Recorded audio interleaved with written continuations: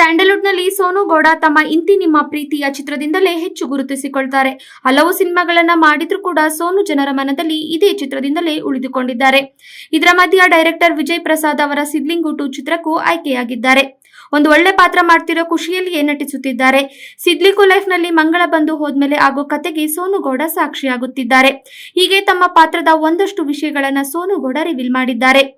Sidlingu cinema 2012ರಲ್ಲಿ release ಆಗಿತ್ತು. Loose ಮಾದ ಯೋಗಿ ಮತ್ತು ರಮ್ಯಾ ಇಲ್ಲಿ ಹೊಸ ರೀತಿಯ ಮೋಡಿ ಮಾಡಿದ್ರು. ಕೊನೆಯಲ್ಲಿ ರಮ್ಯಾ ಸತ್ತು ಹೋಗೋದು ಈ ಕಥೆಯ ಒಟ್ಟು ದುರಂತವೇ ಆಗಿದೆ. ಆದ್ರೆ ಈ ಸಿನಿಮಾದ ಪಾರ್ಟ್ 2 ಬರ್ತಿದೆ ಅನ್ನೋ ಕಲ್ಪನೆ ಬಹುಶಃ ಆಗ ಯಾರಿಗೂ ಇರಲಿಲ್ಲ. ಆದ್ರೆ ಇದೀಗ ಸಿದ್ಲಿಂಗು 2 ಬರ್ತಿದೆ. ಕನ್ನಡ ಇಂತಿ ನಿಮ್ಮ ಪ್ರೀತಿಯ ಸೋನು ಗೌಡ ಇಲ್ಲಿ ನಾಯಕಿಯಾಗಿದ್ದಾರೆ. ಆದ್ರೆ ರಮ್ಯನ ಪ್ಲೇಸ್ ಅನ್ನು ಸೋನು ರೀಪ್ಲೇಸ್ ಏನು ಮಾಡ್ತಿಲ್ಲ. ಬದಲಾಗಿ ಈ ಸಿನಿಮಾದ ಕತೆ ಮಂಗಳ ಟೀಚರ್ ಪಾತ್ರಧಾರಿ ರಮ್ಯಾ ಹೋದ್ಮೇಲೆ ನಡೆಯೋ ಕತೆಯ ಮುಂಬರುವ ಭಾಗವೇ ಆಗಿದೆ. ಸೋನು ಗೌಡ ಇಲ್ಲಿ ವಿಭಿನ್ನ ಪಾತ್ರವನ್ನ ಮಾಡುತ್ತಿದ್ದಾರೆ. ರಮ್ಯಾ ಪಾತ್ರಕ್ಕೂ ಇವರ ಪಾತ್ರಕ್ಕೂ ಎಲ್ಲಿ ಲಿಂಕ್ ಇಲ್ವೇ ಇಲ್ಲ. ಆ ಕತೆ ಬೇರೆ, ಈ ಕತೆ ಬೇರೆ. ಈ ಕತೆಯ ಓಟವೇ ಬೇರೆ ಇದೆ. ಎರಡೂ ಸಿನಿಮಾದ ಡೈರೆಕ್ಟರ್ ಒಬ್ರೇ ಅನ್ನೋದು ವಿಶೇಷವಾಗಿ ಈ ಸಿನಿಮಾದಲ್ಲಿ ಸೋನು ಗೌಡ ನಾಯಕ ನಟ ಲೂಸ್ ಮಾದ ಯೋಗಿ ಅವರ ಜೊತೆಗೆ ನಟಿಸುತ್ತಿದ್ದಾರೆ. ಹೌದು, ಲೂಸ್ ಮಾದ ಯೋಗಿ ಮತ್ತು Sonu Gowda first time screen share ಮಾಡುತ್ತಿದ್ದಾರೆ.